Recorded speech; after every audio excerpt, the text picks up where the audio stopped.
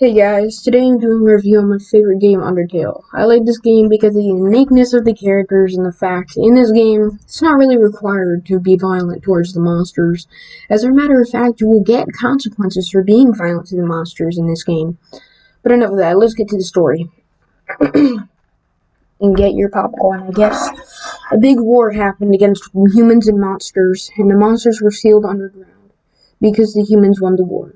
A long while later, a human finds Mount Abbott and trips on a vine and falls. You play as this human for the game.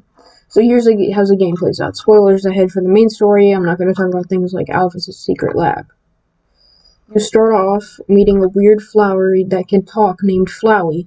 They quote-unquote teach you how to play, but if you touch the quote-unquote friendliness pellets, you get betrayed by Flowey, and the pellets deal damage. But if you dodge them enough, you can make it out unhurt. A goat lady named Toriel ends up saving you from Flowey and guiding you through the ruins, a place that has many puzzles you'll have to do. You get to go inside Toriel's house. There's a room for you, and when you go to bed, you will wake up with a pie near your bed that you can take and save for later for the endgame bosses like Asgore or Azrael. You can go up to Toriel and ask to leave the ruins, but she will want but she will not want you to because outside the ruins there are dangerous things like the King of the Underground, Asgore. So to leave, you engage in combat with Toriel, and you could choose to kill her or to spare her. No matter what you choose, the game throws a sad part at you, which either Toriel dies or you leave the ruins, she says goodbye, gives you a hug, and you get to leave the ruins. Outside the ruins, there's snow. But when you're about to go over a bridge, you get stopped by Sans skeleton. He tells you about his brother, Papyrus, who wants to capture humans, and you get to cross over the bridge. Over the bridge is a conveniently shaped lamp and more snow. Papyrus shows up, and Sans tells you to hide behind the lamp. Papyrus gets mad at Sans for being so lazy all the time, and ends up leaving.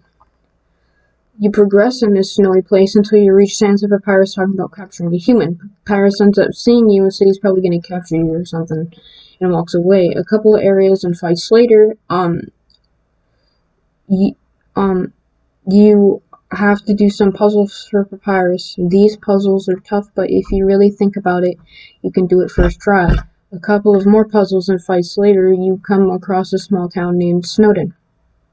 You can buy stuff, and after you go through this town, you'll come across a misty, snowy area where you fight Papyrus. You can go on a date with him too, I guess. If you want, I guess. After this fight, you move on to Waterfall, an amazing area in the game. After some traveling, you meet Undyne, and later you fight her. You run to Hotland, when she passes out from dehydration, and you can pour water on her. Some more walking later, you come across a strange lab where you find Alphys, a lizard lady that likes anime. You fight her killer robot by doing a game show. No context needed. Later in Hotland, you do some more puzzles, and then a lot more areas later. I'm not going to spoil that because you should experience them because they're so good. But if you want to know a bit about it, you fight an upgraded version of that killer robot, a weird spider lady, and a crazy possessed fighting dummy. Later, though, you meet Asgore. No matter what run you're doing, you have to attack Asgore. There's no way to reason with him, and you'll fight Omega Flowey, a crazy version of the flower you meet at the end of the game, and Azrael, a son of Asgore and Toriel. After you do this, you can free the monsters, and that's it. So, if you like this game, I do too. Well, I've been a fan of it for 6 years, and this is what I give it for ratings. Music is a 10 out of 10, characters is a 9 out of 10, stories is a 9 out of 10, the experience if you've done it more than once is an 8 out of 10, and a blind playthrough is a 9 out of 10. So everybody, that is Undertale for you. I really hope you enjoyed this, and bye!